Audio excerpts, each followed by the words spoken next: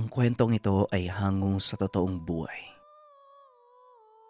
Mula ito sa isa nating kabayan na itago na lang natin sa pangalang Mark. Walang eksaktong taon. Kanlaon, Negros Oriental. Nang mga panong ito, nasa huling taon sa kolehiyo itong si Mark. Kumukuha ng kursong turismo ang binata dahil pangarap nito ang maglakbay sa ibang bansa at makarating sa ibang panig ng mundo. Dahil nakakaangat sa buhay, hindi naging mahirap para sa mga magulang ng binata ang pag-aralin ito. Nasusunod din ang lahat ng luho pagdating sa materyal na bagay. At dahil abala sa trabaho ang mga magulang, tanging katulong sa bahay lang ang laging nakakasama ni Mark. Hanggang sa sumapit ang sembreak, napag-isipan ng binatang magbakasyon. Kinausap nito ang mga magulang at pumayag naman ang mga ito. At dahil halos lahat ng sulok ng bansa ay napuntahan na ng binata, wala na itong maisip na lugar. Kaya nagtanong ito sa yaya. Yaya Miding, may alam po ba kayong pwedeng pasyalan? Halos naikot ko na kasi yung buong probinsya natin eh. Pati din sa ibang lugar na puntahan ko na. Parang nakakasawang magpabalik-balik. Ang gusto ko yung maiba naman. Tanong ni Mark. Ay, oo naman yun nga lang eh. Hindi gaanong kasikat ang lugar na yon. Pero maganda. Tugon ni Yaya Miding habang naghahanda ito ng kanilang agahan. Hindi naman po importante kung sikat o hindi eh. Ang gusto ko lang yung makapagpahinga. Nakakapagod din po kasi mag-aral eh. Idagdag mo pa si mama at papa. Parang wala lang. Parang hangin eh. Nararamdaman mo pero hindi mo naman nakikita. Wika ni Mark. Ay, o sige.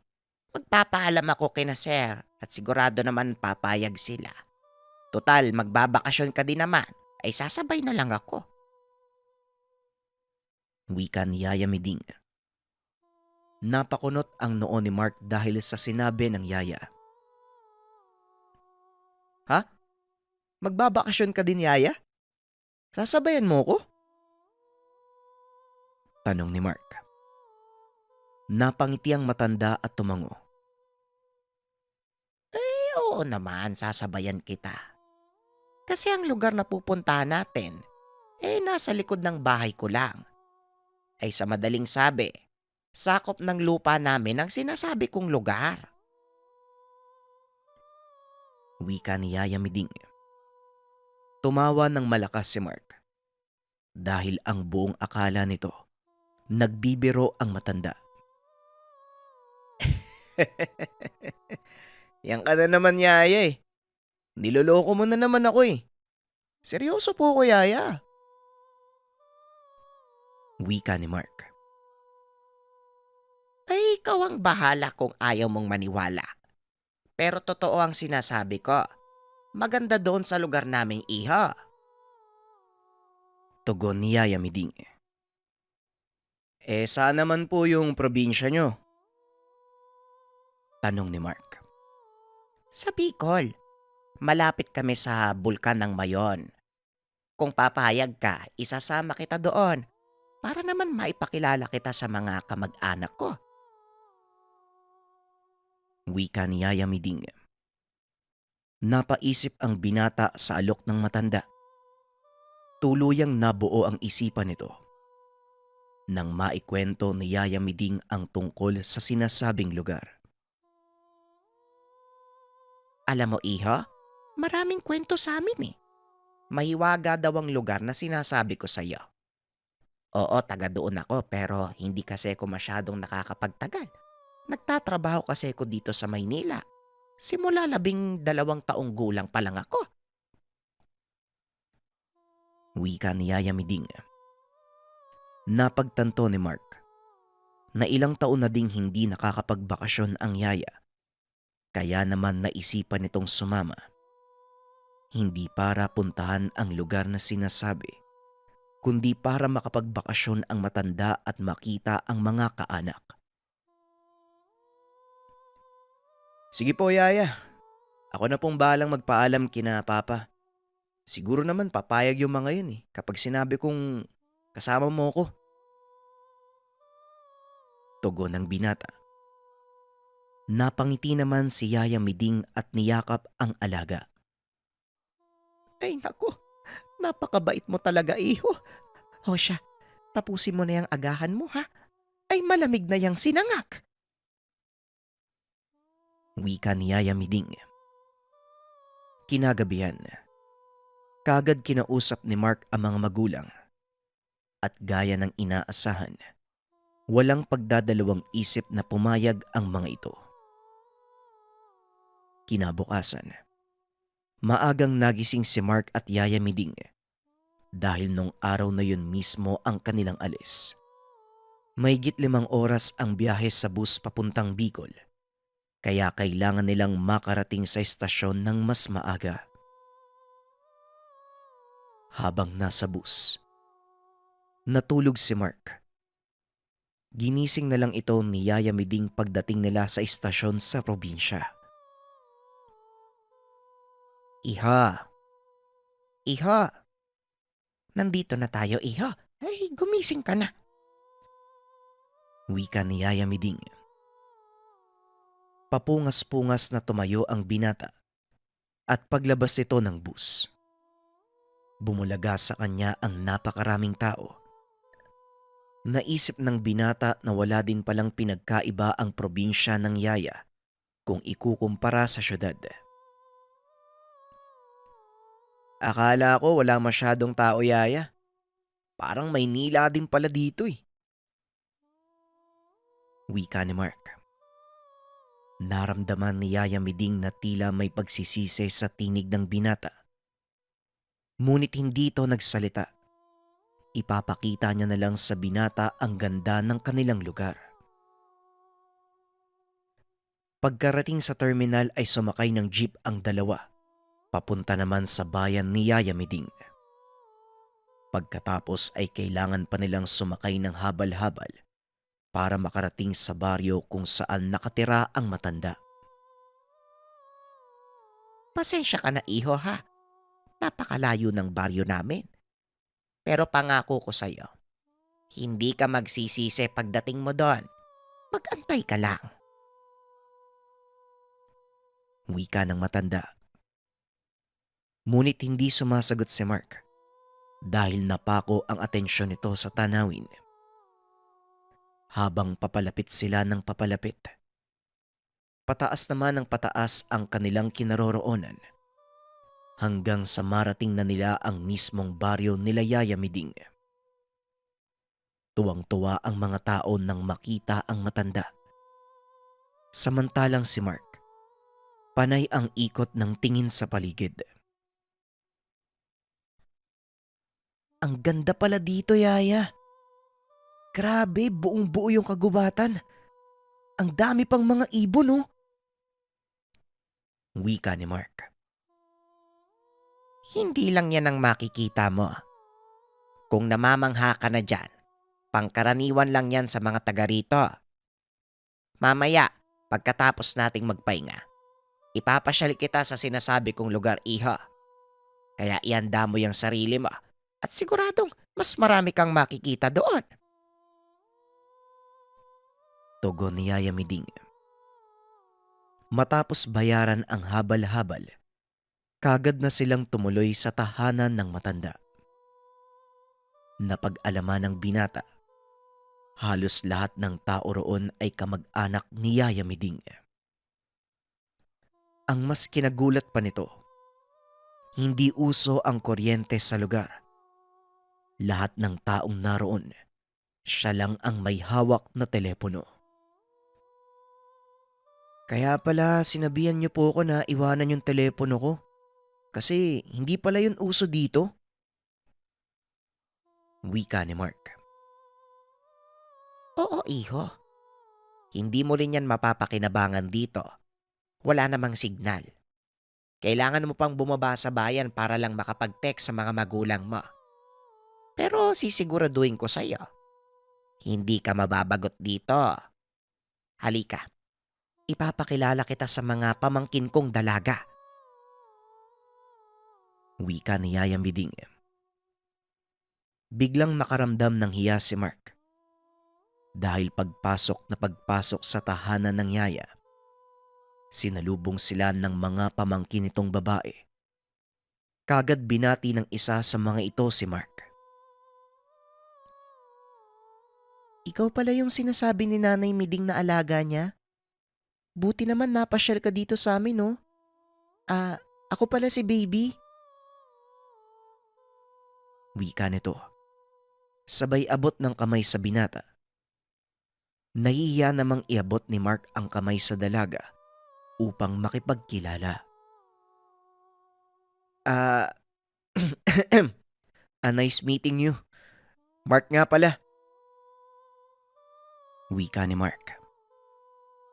Napangiti naman si Yaya Miding. Kagad sinabihan ang mga pamangkin na maganda ng merienda dahil nagutom sila sa haba ng biyahe. Habang kumakain, panay ang tingin ng binata sa labas. Hanggang sa may nahagip ang mga mata nito na isang magandang ibon. Nakadapo sa sanga ng isang puno. Biglang tinapik ni Yaya Miding ang kanyang kamay. Uy Mark, kanina ka pa tinatanong ni Baby kung gusto mo daw kumain ng kalamay. Ano bang nangyayari sa'yo? Tanong ng Yaya. Ha? Sige po, sige. Kakain po ako. Tugon ni Mark. Kagad lumakad si Baby upang kumuha ng suman. Nang ibaling ng binata ang tingin pabalik sa ibon ay wala na ito. Mukhang tutok ka dyan sa pinapanood mo, Mark, ha? Ano ba yon? Tanong ni Yaya Miding. Wala naman po, Yaya. Kasi kanina may nakita lang po kong ibon eh. Kaso bigla na lang ding lumipad. Tugon ni Mark. Matapos magberyenda ay inaya nito si Yaya Miding na maglakad sa paligid para makilala ang iba pa nilang mga kaanak. Dala-dala ni Mark ang kamera habang kinukunan ang magagandang tanawin sa paligid. Napadaan ang dalawa sa mapunong bahagi ng baryo at muli na namang nakita ng binata ang ibon. Sa pagkakataong iyon, dali-dali niya itong kinunan ng litrato. Makailang beses niya itong ginawa hanggang sa muli na namang lumipad ang ibon. Lingid sa kalaman nito na napalayo na pala siya kay Yaya Miding. Dali-daling humabol ang binata upang makita ang mga nakunang litrato.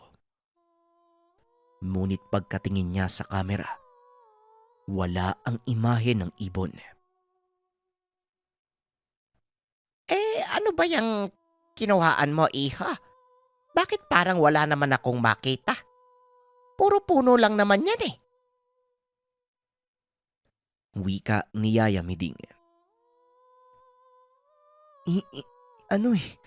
Hindi po, Yaya, may nakunan po akong malaking ibon. Kulay asul po yung balahibo tapos may halong pula. Parang apoy. Teka, paano nangyari to? Alam ko nakunan ko yun eh. Tugon ni Mark. Hindi naman nagsalita si Yaya Miding dahil may ideya ito kung anong uri ng nilalang ang nakunan ng binata. Halika na, iho. Kailangan na nating bumalik, magdidilim na. Walang ilaw ang mga kalsada dito, kaya baka mahirapan tayo sa daan pa uwi. Wika ni Yaya Miding. Pagkarating sa tahanan, Inutusan nito si Baby na ipatawag ang taong nagngangalang Fidel. Mabilis namang tumakbo ang dalaga. Ilang sandali lang ay dumating ang mga ito. Maligayang pagbabalik sa ating baryo, Manang. Pinatawag mo daw ako. Anong problema? Tanong ni Fidel. Itong alaga ko. Mukhang napaglalaroan ng mga elemento. Pakitignan nga muna, Fidel. Wika ni Yaya Miding. Sige po, Manang. Walang problema. Ako pong bahala. Pag-uusap ng dalawa. Abala sa pagkalikot ng kanyang kamera ang binata nang lapitan siya ni Fidel. Iho, pwede mo bang sabihin sa akin kung ano yung nakita mo kanina? Wika ni Fidel. Biglang napaangat ng tingin ng binata. Walang pagdadalawang isip na nagkwento. Ano po kuya eh. Malaking ibon. Parang kasing laki ng manok. Kulay asul yung balahibo tapos may mga nakahalong kulay pula. Tapos nang lumipad po yung ibon, parang may naiwan po na maliliit na butil ng baga. Yung parang nasusunog yung balahibo niya. Pagpapaliwanag ni Mark. Sinubukan nitong ipakita kay Fidel ang mga nakunan. Ngunit maging ito, wala ring maaninag. Talagang hindi mo makukunan ng litrato ang isang engkantong hayop. Kung hindi ako nagkakamali, ang nakita mo ay tinatawag na bulalakaw. Wika ni Fidel. Ngunit iba ang pagkakaunawa ng binata sa salitang bulalakaw. Hindi po ba bulalakaw ay mga bato mula sa kalawakan na nagbabaga? Sa oras po na makapasok sa mundo natin. Hindi naman po yun yung nakita ko eh. Yung nakita ko po, ibon. Wika ni Mark. Sa nilalang na yun mismo, kinuha ng mga eksperto ang pangalan ng mga nagbabagang bato. Dahil kapareho nito ang anyo ng engkantong bulalakaw. Wika ni Fidel. Kaunting kaalaman. Ang bulalakaw ay isang uri ng engkantong ibon. Sinasabing ang mga ito ay isinilang mula sa mga nalagas na bagwis ng Minokawa. Nagtataglay ng hindi nakikitang apoy ang bulalakaw at sa oras na madikitan o mahulugan ka ng balahibo nito, panigurado ang kamatayan mo. Dahil kung susunugin ka nito mula sa loob palabas, ang tawag dito ay sinda. Ang sinda ay isang uri ng atake na nagmumula sa mga bulalakaw o mga engkantong hayop. Kadalasan nalulunasan, kaso nga lang, para sa mga taong walang kaalaman, nagdudulot ito ng unti-unting kamatayan. Ang mga sintomas ng sinda, pagkahilo, kawalang ganang kumilos, pananakit ng tiyan, at kung malala na, pagsusuka ng dugo. Nalulunasan ang sinda sa pamamagitan ng paglalagay ng habak de bala. Nagtataglay ito ng mga sangkap na karaniwang kumukontra sa bisa ng sinda. Balik tayo sa kwento. Matapos ipaliwanag ni Fidel ang mga nangyari, medyo natakot si Mark. Ito ang unang pagkakataon niyang marinig ang ganitong uri ng kwento. Ano pong pwedeng mangyari sa akin, Manong? Tanong ni Mark. Wala naman iyo. Hanggat hindi mo nahahawakan ng kanyang buntot, walang magiging problema. Ang mahirap nga lang, kapag napagkatuwaan ka ng bulalakaw. Wika ni Fidel. Ano daw? Paano pong pagkakatuwaan, Manong? Ano pong ibig niyong sabihin? Muling tanong ng binata. Mapaglaro ang mga bulalakaw. Hindi sila likas na mapanakit at may mga pagkakataon pa. Sila mismo ang lumalapit sa mga tao upang makipagkaibigan. Pero dahil sa kasakiman ng ilan, unti-unti na silang umiilap. Sinasabi kasi na ang balahibo ng bulalakaw ay may taglay na kapangyarihan, lalo na kung makuha mo ito sa mismong katawan ng nilalang. Pagpapaliwanag ni Fidel. Ano naman pong kapangyarihan? Muling tanong ng binata. Hindi naman nagdalawang isip na magkwento si Fidel tungkol sa mga nalalaman. Ayon dito, maaaring magtaglay ng kakayahang manggamot ang taong makakakuha ng balahibo ng bulalakaw. Ngunit kailangang hindi siya masunog. Ito ang pagsubok na maaaring pagdaanan ng isang tao na naghahangad ng kapangyarihan ng balahibo ng bulalakaw. Napahaba ang usapan. At kahit nasa pagkainan, walang tigil sa pagtatanong si Mark. Hanggang si Yaya Miding na mismo ang umawat sa kanya. O siya, ay tama na yung usapan na yan. Mamaya kung ano pang isipin mong gawin eh. At ikaw naman, Fidel. Walang alam yang alaga ko sa mundong ginagalawan mo. Kaya bawas-bawasan mo yung sinasabi mo sa kanya. Palikot din ang isipan ng batang yan ano. Baka kung ano pang maisipang gawin. Wika ni Yaya Miding. Inutusan na nito ang binatang matulog. Parang ina ang turing ni Mark sa Yaya. Kung minsan mas pinapakinggan pa niya ito kaysa sa sariling mga magulang. Kinabukasan maagang nagising ang binata. Hindi ito pangkaraniwan para sa kanya. Dahil sa tuwing walang pasok sa eskwela, kadalasan bandang 10:00 na ito nagigising. Paglabas ng kwarto, nakasalubong nito si Baby na nooy naghahanda ng kanilang agahan sa bakuran. Nginitian niya ito at nagpatuloy papunta sa kusina kung nasaan ang Yaya. Ba't ang aga mo namang nagising? Nagdadahan-dahan pa naman kami ng kilos para hindi ka maabala. Gising na pala. O siya, sumabay ka na sa amin. Nakahanda ng agahan sa labas. Wika ni Yaya Miding. Nagkayayaan ang magpipinsan na maligo sa talon. Narinig naman ito ni Mark. Kaya bigla siyang napaangat ng ulo. Nilingon si Yaya Miding. Hindi pa man nagsasalita ang binata. Kabisado na ng matanda ang reaksyon ng mukha nito. Isama niyo si Mark.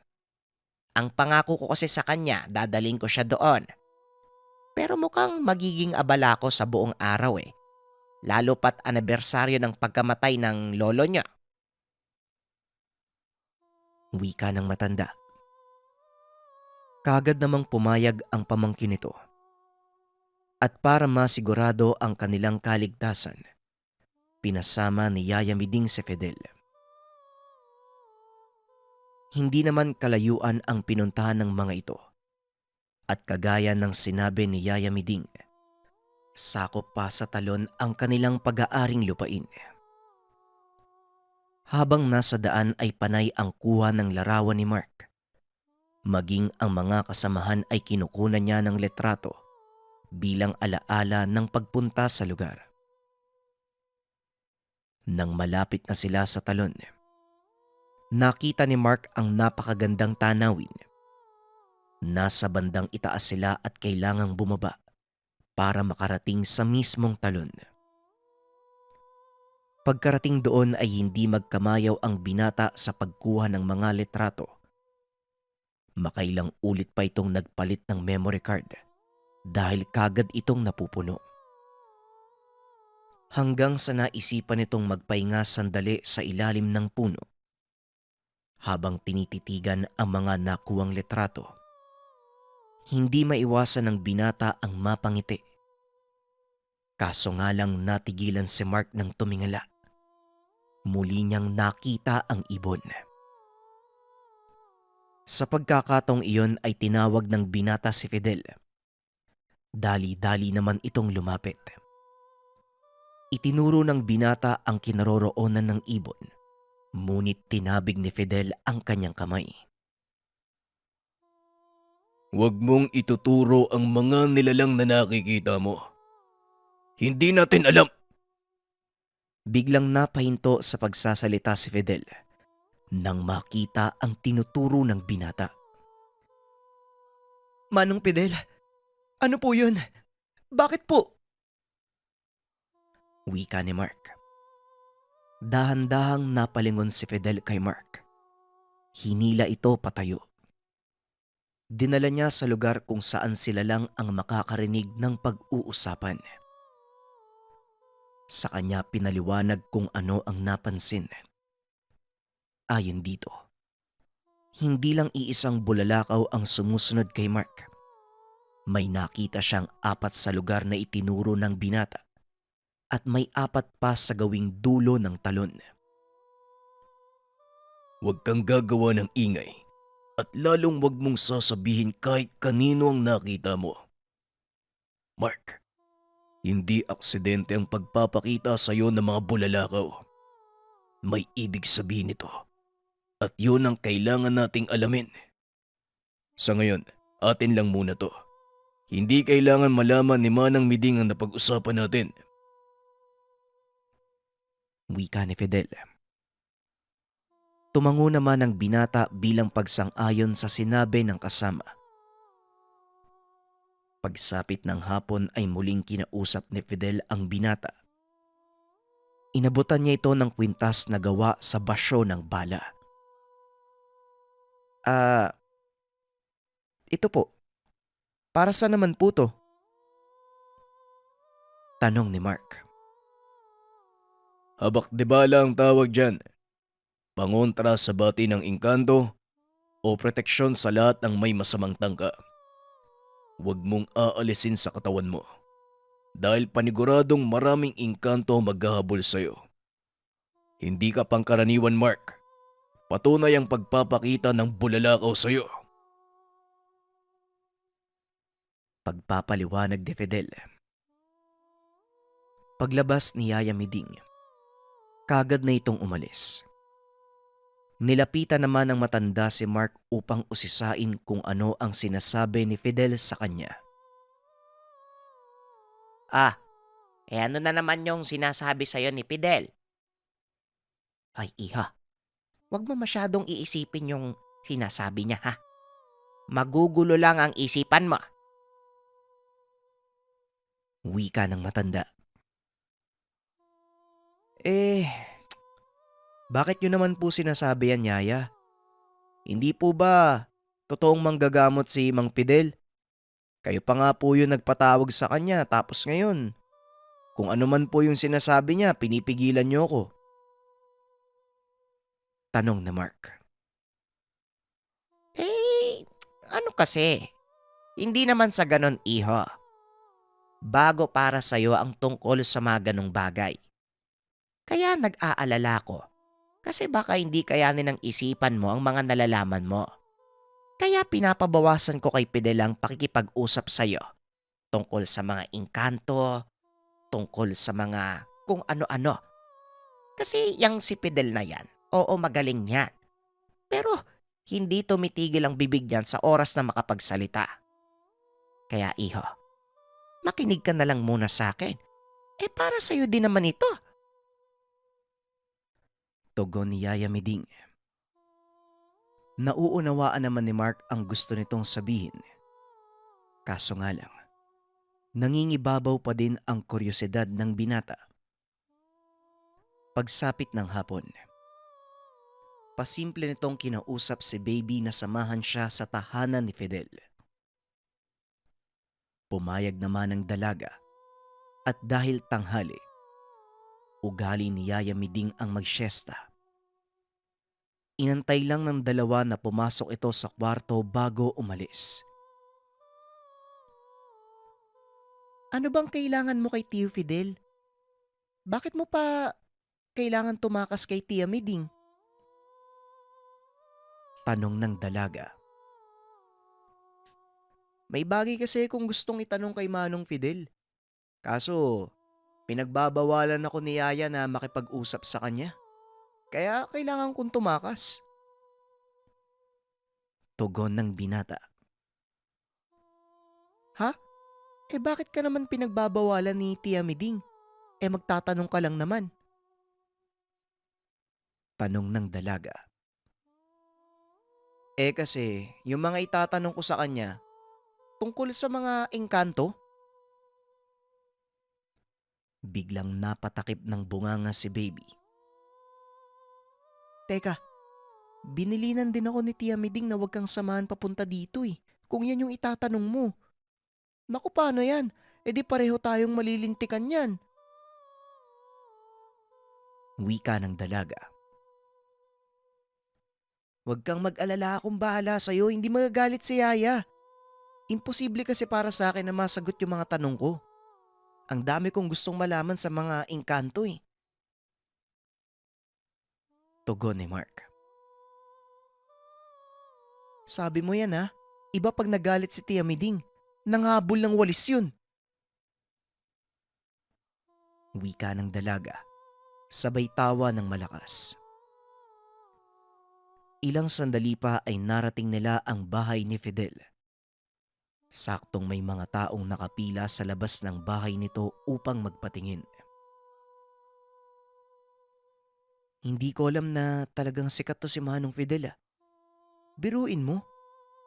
Kung doon siya sa syudad manggagamot, paniguradong marami ang kikitain niya. Wika ni Mark. Biglang tinakpan ni Baby ang bunganga ng binata at sinabing huwag itong magbabanggit ng tungkol sa pera. Lalong-laro na sa harapan ni Manong Fidel dahil siguradong magagalit ito sa kanya. Hindi naman kasi naniningil si Manong Fidel, Mark. Lahat ng ginagamot niya, libre lahat. O hindi kaya naman nagbibigay sa kanya ng gulay, manok o kahit ano, basta maliban lang sa pera. Wika ng dalaga. Inantay ng mga itong matapos ang gamutan bago tuluyang pumasok sa bahay ni Fidel. Nagulat ito nang makita ang binata. Oh, Mark! Anong ginagawa niyo dito? Hindi ba sabi ko, huwag kang lalabas? Tanong ni Fidel. Pasensya na, Manong. Ang dami ko kasing katanungan. Alam kong ikaw lang yung makakasagot nito. Tugon ni Mark. Napabuntong hininga si Fidel dahil wala na itong magagawa. Ay nako, yaman din lang na nandito ka na. Susulitin ko na lang ang magiging galit sa akin ni Manang Miding. Bueno, ano bang gusto mong malaman? Tanong ni Fidel. Tungkol sa mga bulalakaw. Gusto ko pong malaman ng mga bagay tungkol sa kanila. Ano po ba yung mga yun? Tanong ni Mark. Hindi naman nagdalawang isip si Fidel. Maging ang tungkol sa ibang engkanto, tinalakay din ito sa binata. Hanggang sa abutin sila ng dilim. Hindi na malaya ng binata ang takbo ng oras. Laking gulat nito nang tumambad si Yaya Miding sa pintuan ng tahanan. Oy Mark, gabi na. Kailangan na nating umuwi. Wika ni Yaya Miding. Hihatid ko na po kayo, Manang. Pasensya na po kayo. Tugon ni Fidel. Nakatitig lang sa kanya si Yaya Miding. Pasensya na po, Yaya. Hindi ko lang po kasi mapigilan yung sarili ko eh. Gusto ko pong malaman ng mga bagay tungkol sa mga engkanto. Wala pong nagturo sa akin tungkol dito eh. Kaya ngayon may pagkakataon ako marinig. Sana po, wag niyo po ipagkait sa akin. Wika ni Mark. Hindi naman sa pinagkakait ko sa'yo mga bagay na yon, iho. Nag-aalala ko sa pwedeng mangyari sa'yo. Hindi biro ang pagpasok sa mundo ng mga manggagamot, Mark. Si Fidel mismo makakapagpatunay sa'yo ng mga sinasabi ka. Wika ni Yaya Miding. Tama si Manang Miding, Mark. Halos ikamatay ko ang pagsasanay bago ko matutunan ang lahat ng mahalagang aral sa pagiging manggagamot. Kaya sinasabi ko sa iyo, kung hindi buo ang loob mo, huwag ka na lang pumasok. Paliwanag ng dalawa. Napakamot ng ulo ang binata. Nagtataka ito sa mga sinasabi ng dalawang nakakatanda. Ha? Ano po ba yung mga sinasabi nyo? Sinong nagsabing magiging manggagamot ako? Yaya, ni minsan, hindi ko pinangarap ang maging manggagamot, no? Pero alam kong kapag Diyos ang nagpasya para sa akin, wala akong magagawa. Kaya nga gusto ko malaman ng lahat eh. Para maging ganda ako sa oras na tawagin ako ng Panginoon. Para maglingkod. Wika ni Mark. Tinitigan nito ang reaksyon ni Yaya Miding at Fidel. At nang makitang kumbinsidong-kumbinsido ang dalawa, humagalpak sa kakatawa ang binata.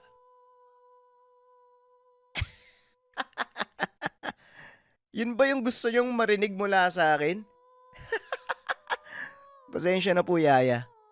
Wala po sa isipan kong maging albularyo.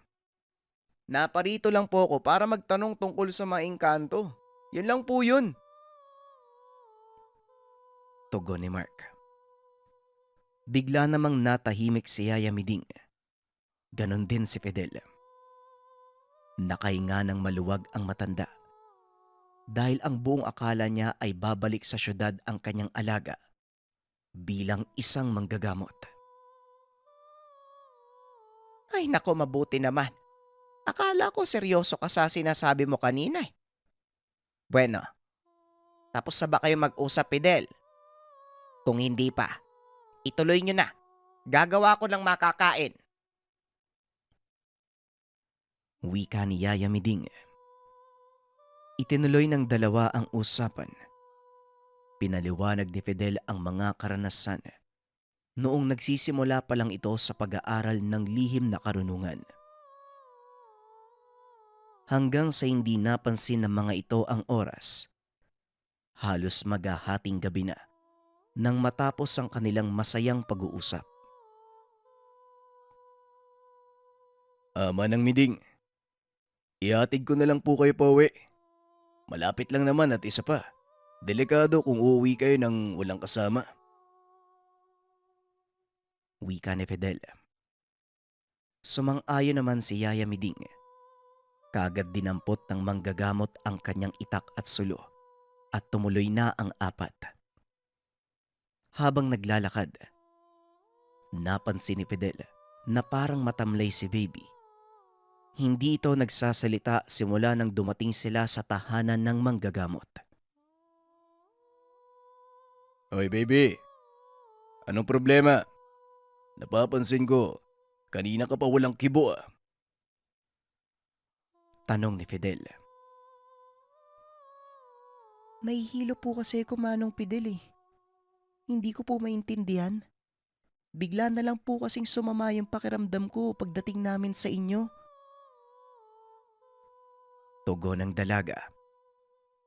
Hinawakan ni Fidel ang noo nito at napansing inaapoy ng lagnat. Ay nako, nilalagnat ka. Kakaligo niyo siguro yan kanina eh. Halika na, bilisan na natin. Mamaya lumala pa yan eh. Muling wika ni Fidel. Ngunit alam nito sa sarili na hindi simpleng lagnat ang nangyayari sa dalaga. Habang hinahawakan niya ito sa noo, may kung anong presensyang nararamdaman ang manggagamot. Pagkarating sa tahanan, wala nang sabi-sabi. Biglang bumagsak si Baby. Mabuti na lang nasa tabi ito ni Mark. Kaagad nitong nasalo ang dalaga. Uy! Baby! Anong nangyayari sa'yo, uy? Gumising ka! Wika ni Mark habang niyuyugyog ang katawan ng dalaga. Sinasabi ko na nga ba? Mark, iga mo siya sa sofa. Manang, may insenso ba kayo dito? Tugon ni Fidel. Marahang ibinaba ni Mark ang dalaga sa sofa. Naupo ito sa tabi habang pinapanood si Fidel na suriin ang dalaga. Naglabas ito ng puting bato mula sa kanyang bulsa. Pinaikot sa katawan ng dalaga bago ilagay sa isang basong tubig. Nanlaki ang mga mata ni Mark nang makitang unti-unting naglalabas ng bula ang bato. Nagbabago ang kulay ng tubig. Ano po nangyayari sa'yo, Manong Fidel? Bakit nagkakaganyan po yung tubig? Tanong ni Mark. May gumagambala kay Baby. Pero hindi pa ako sigurado kung anong nilalang. Mamaya ako malalaman, Mark. Tugon ni Fidel. Ilang sandali ay dumating si Yaya Miding. Dala ang hininging insenso ng manggagamot. Kaagad namang nagpaningas ng uling ang matanda. Inilagay ito sa bakal na sisidlan at dinala kay Fidel. Kumuha ng ilang perasong tuyong dahon ang manggagamot. Inihagis sa baga. Humalimuyak ang mabangong amoy sa loob ng tahanan at nagsimula ng kumilos si Baby. Nandito na siya. Mark, pakisara ng bintana. Wika ni Fidel. Dali-daling tumayo ang binata para sundin ang utos nito. Ngunit nang mapadungaw ang binata sa labas, napansin nito ang umaandap na liwanag sa sanga ng isang puno. Dali-dali nitong tinawag si Fidel at kaagad namang lumapit ang manggagamot. Nanlaki ang mga mata nito nang makita ang tinuturo ng binata. Bilisan mo, Mark. Isara mo na yan. Lumayo ka sa mga bintana. Nasundan tayo ng bulalakaw. Wika ni Fidel. Bakit po si Baby yung tinamaan? Hindi ba ako po yung sinusundan? Tanong ni Mark. Meron kang suot na pangontra, Mark. Tumalbog sa'yo ang sinda at tumama kay Baby. Pero wag mong sisisihin ang sarili mo. Nangyari na ito at wala na tayong magagawa. Manalig ka lang na kaya ko pang tanggalin to. Tugon ni Fidel. Kaagad na itong nagsimula sa panggagamot. Habang nanonood ang binata, pilit nitong iniisip kung ano ang dahilan ng nilalang para gambalain siya. Ilang sandali pa ay biglang nagsuka si Baby. Nanlaki ang mga mata ni Mark dahil dugo ang lumalabas sa bunganga nito. Akbang tatayo sana ang binata nang bigla siyang hawakan ni Yaya Miding. Magtiwala ka kay Fidel, Mark. Alam niya ang ginagawa niya at isa pa. Hindi ito ang unang beses na nangyari yan kay Baby. Lapitin talaga ng elemento ang batang yan. At sa awa ng Diyos, nalalampasan niya naman ang mga panggagambala. Wika ni Yaya Miding. Magkahalong kaba at pagkamangha ang nararamdaman ni Mark ng mga sandaling iyon. Unang beses niyang masaksihan ang ganitong pangyayari. Ni minsan sa kanyang buhay, hindi nito inakalang totoo pala ang lahat ng kwentong naririnig tungkol sa mga nilalang sa kabilang dimensyon. Inabot din ng ilang oras bago kumalma ang sitwasyon. Muling nakatulog si Baby at sa pagkakataong iyon, mahinahon at maaliwalas na ang mukha nito. Mabuti na lang at hindi pa ganun kalalim ang sinda. Pero kailangan pa ding magmatsyag. Hindi pa sumisikat ang araw at malakas ang puwersa ng mga engkanto, lalo na ang bulalakaw kapag madilim na ang paligid. Wika ni Fidel. Buong gabing nagmatsyag ang dalawa. Habang si Yaya Miding naman ay mahimbing na natutulog. Habang nag-aabang, napag-usapan nila Mark ang tungkol sa bulalakaw. Sinabi din ni Fidel ang posibleng dahilan ng pagsunod nito sa kanila. Ayon dito, maaaring nanibago ang nilalang kay Mark dahil noon pa lang ito napunta sa lugar. At inamin din ni Fidel, ang baryong iyon, pugad ng mga bulalakaw, lalo na ang talon na sakop ng lupa nila Yaya Miding. Walang sino man ang nangangahas na gambalain ang mga ito dahil sa oras na mawala sila sa lugar, masisira ang balanse ng kalikasan na maaaring makaapekto sa buhay ng mga nakatira doon. Alam mo Mark, lahat ng nilalang sa mundo may papel na ginagampanan. Mapa nilalang mula sa mundong ito o sa kabilang mundo. Matagal nang namumuhay kasama natin ang mga engkanto at sa totoo lang, sila ang mas nauna dito kaya kailangan natin silang irespeto. Wika ni Fidel. Unti-unti naman itong nauunawaan ng binata. Siya mismo ang makakapagpatunay ng sinabi ng manggagamot. Nakarating na ang binata sa halos lahat ng sulok ng bansa. Naririnig nito ang mga kaparehong kwento mula sa mga lokal na napupuntang lugar. Ngunit ngayon niya lamang naranasan ang aktwal na sinasabing panlalaro ng engkanto. Hindi na namalayan ng dalawa na nakatulog na sila. Hanggang sa nagising ang binata at napansin na wala na si Baby sa hinigaan nito. Dali-daling ginising ni Mark si Fidel. Pupungas-pungas pa itong lumingon sa binata. At nang mamataang wala na ang pasyente, nataranta itong lumabas ng tahanan. Inakala ng lahat na tapos na ang panggagambala sa dalaga. Ngunit paglabas ni Fidel sa tahanan, nakita nito si Baby nakatayo sa ilalim ng isang puno habang nakatingala. Baby, anong ginagawa mo dyan? Hindi ka pwedeng lumabas. Tanong ni Fidel. Ano po kasi? Tinatawag po kasi ko eh. Nandito po siya ngayon oh. Wika ng dalaga. Nanlaki ang mga mata ni Mark. Lumingon ito sa kanila. Namumula ang mata ni Baby at mas lalong nataranta si Mark nang makita niyang lumuluha ito ng tugo.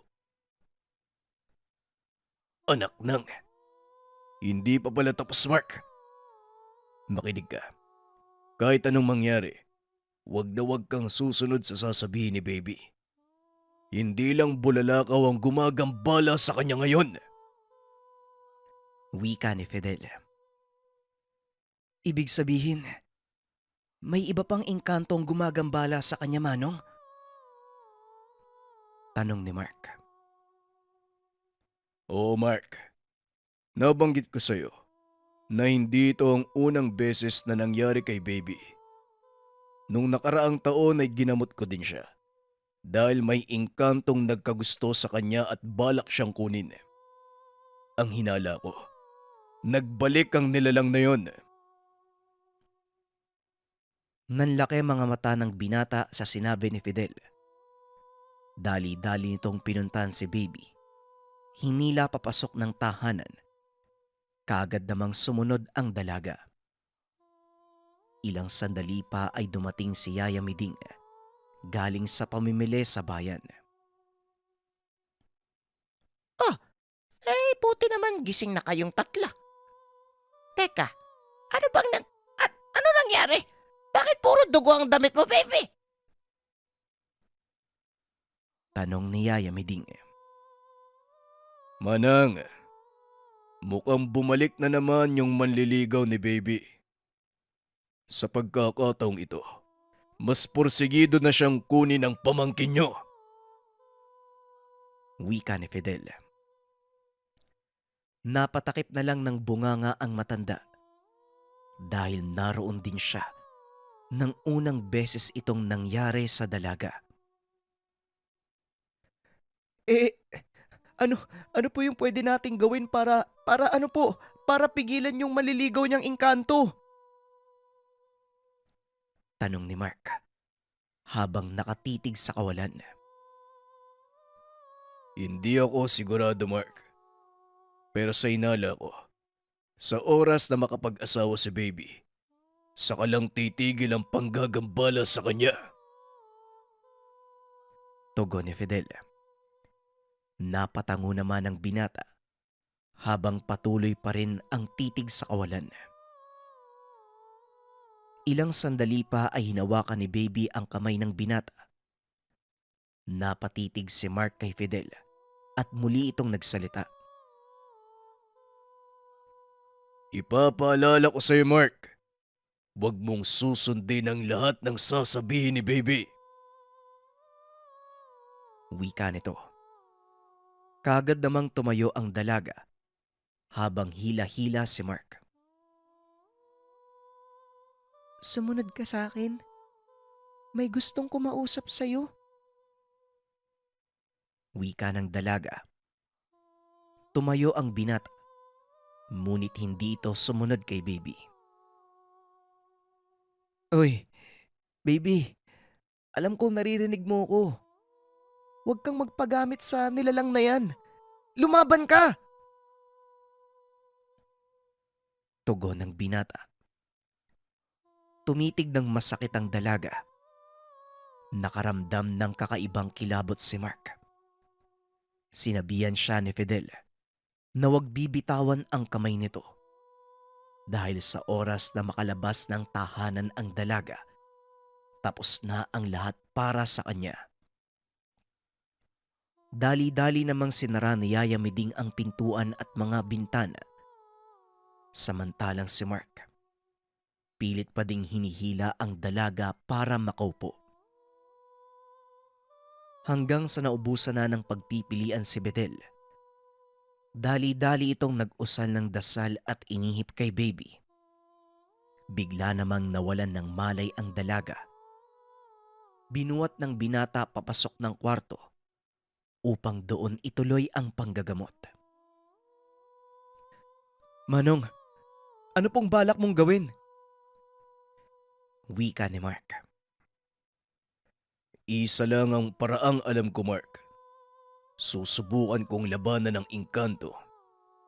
At kung sakaling mabigo man ako, alam mo na ang gagawin. Ikaw ang huling alas ko, Mark. Kaya wag mo sanang biguin si baby. Wika ni Fidel. Hindi maunawaan ng binata ang sinabi nito.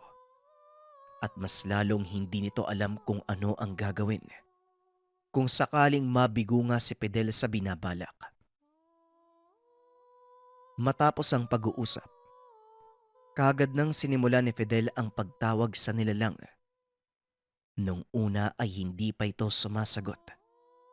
Ngunit nang ilapat ng manggagamot ang kanyang palad sa noo ni baby, bigla itong nagising at sumigaw. Ngunit iba ang boses na lumalabas sa bibig ng dalaga. Nasundan pa ito ng malalakas sa pagtawa na tila nagmumula sa ilalim ng lupa. Wala kang kadala-dala. Bakit ka bumalik? Hindi ba may kasunduan na tayo? Bakit ka lumabag? Tanong ni Fidel sa nilalang habang idinidiin ang daliri sa noo ng dalaga. Kasunduan? Sino ang nagsabi sa iyong sumang-ayon ako sa kasunduang binigay mo? Muling inihipan ni Fidel ang kanyang daliri. Itinutok ito sa lalamunan ng dalaga. Hindi makakilos ang kamay ni baby na tila ba may kung anong humahawak dito. Huwag mo nang subukang makawala dahil hindi ka mananalo. Hindi ito ang unang beses na nagkaharap tayo, kaya dapat alam mo na sa sarili mo na hindi mo ko kaya. Wika ni Fidel. Tumawa ng malakas ang nilalang at muling nagsalita. Oo, hindi kita kaya sa ngayon. Pero hindi pa rin ako titigil hanggat hindi ko nakukuha ang gusto ko. Tugon ng nilalang. Sa pagkakataong iyon, nakita ni Mark ang pagkadesperado sa mukha ni Fidel. Ito na ang sinasabing pagkakataon ng manggagamot. Napatingin ito sa binata na tila ba nag-aantay kung ano ang gagawin nito. Biglang tumayo ang binata at hinawakan ang kamay ni baby. Kung sino ka mang nilalang ka, umalis ka sa katawan ng nobya ko! Nagulat si Fidel sa sinabi ng binata. Bigla ding napatayo si Yaya Miding. Hindi akalain ng mga ito ang sasabihin ni Mark. Tumayo ang binata. Hinalikan sa noo si baby. Labanan mo siya. Nandito lang ako nag-aantay sa'yo. Hindi kita bibitawan. Matapos sabihin ng binata ang mga katagang ito, biglang umingay ang paligid. Na tila ba napakaraming ibon ang nagliliparan sa labas ng tahanan. Dumungaw si Yaya Miding. Nakita ang napakaraming bulalakaw. Nagpapaikot-ikot sa kanilang bakuran. Ang ilan ay nakalapag sa lupa. Kinukumpas sa mga pakpak. Nagmistulang mga apoy na pumapalibot sa tahanan. Dito napagtanto ni Fidel na hindi ginagambala ng mga bulalakaw ang binata kung hindi sinusundan siya ng mga ito para gabayan at protektahan. Unti-unti nang huminahon ang mukha ni baby at muling nagsalita ang nilalang sa loob nito. Nanalo ka, binata. Hindi na ako babalik para manggulo. Hinihiling ko lang na sana panindigan mo ang sinabi mo. Dahil sa oras na mabigo ka, saka pa lamang ako babalik upang maningil. Napatingin si Fidel kay Mark. Inaantay ang isasagot nito. Huwag kang mag-alala. Papanindigan ko ang lahat ng sinabi ko. Matapos magsalita ng binata, muling nakatulog si baby. Ilang minuto pa ang nakalipas. Nagkamalay na uli ito. Walang kamuwang-muwang sa mga naganap. Pinaliwanag ni Fidel ang lahat. Hindi makapaniwala ang dalagang gagawin ito ni Mark. Huwag kang mag-alala, baby. Hindi naman sapilitan yung ginawa ko eh. Sarili kong desisyon yun. At alam kong mas makakabuti yun para sa'yo. Kaya hindi na ako nagdalawang isip. At isa pa, matatapos naman din ako sa pag-aaral ko eh. Oras na siguro para sarili ko naman yung intindihin ko. Yun kung papayag ka. Wika ng binata. Nagiyawan ang iba pang pamangkin ni Yaya Miding at tila wala nang nagawa ang dalaga. Pumayag ito sa alok ng binata. Matapos ang isang linggo, nagpa siya nang bumalik sa syudad sina Mark. Ngunit nangako ito sa dalaga na babalik siya upang sunduin ito. Nakapagtapos ng pag-aaral si Mark at sinabi sa mga magulang ang naging pasya. Hindi naman tumutol ang mga ito, lalo pa nang makilala nila ang dalagang napusuan ng anak. Makalipas ang ilang taon, nagkaroon ng sariling pamilya ang binata at bilang nag-iisang anak ng mga magulang, si Mark ang nagpatakbo ng kanilang mga negosyo. Nagretiro na rin si Yaya Miding, ngunit hindi nila ito hinayaang umuwi. Inaruga ng mag-asawang Mark at baby ang matanda at piniling mamuhay ng tahimik sa probinsya. Paminsan, lumuluwas ng syudad ang binata para atupagin ang kanilang negosyo. Naging maganda ang takbo ng pamumuhay ng mag-asawa at sa pagtagal ng panahon, hindi nila kinalimutan ang lahat ng nangyari sa kanila. Nang dahil sa pagbisita ni Mark sa probinsya, nasilayan niya ang ibong bulalakaw at nagkaroon ng kasintahan.